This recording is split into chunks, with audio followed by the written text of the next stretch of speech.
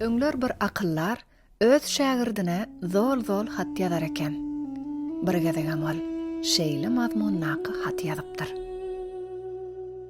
Şu gün sen hemişe kitap okumaga gidýän heýligakyň aýlandym.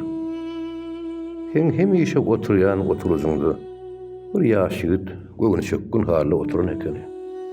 Men ondan näme işleýärdiň diýip soradym. Ol özümi gürleşýän diýip jogap berdi. Men oňa ýaş ýigit, Ferhat bol.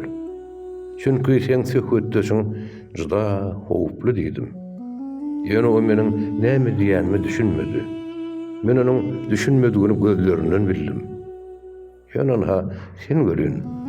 Özüň bilen istediňse gürleş. Men sana ruhsat berýän. Çünki seniň ruhun bir ýaşaran günler, çekilen adaplar toplanan tezile berer. Okulan kitaplar bilen madary taplandy. Inni o kalpdan hiç kimin görmeýän wagtam erwetlik sıkmaz.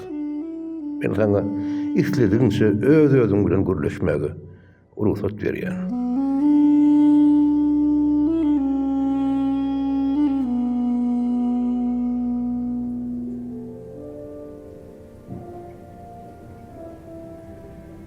Alalaşýan, adama öz içik pikirlerinden gutulma ýok. Ýöne içini doldurýan ýagdaýlardan bolsa gutulma bar.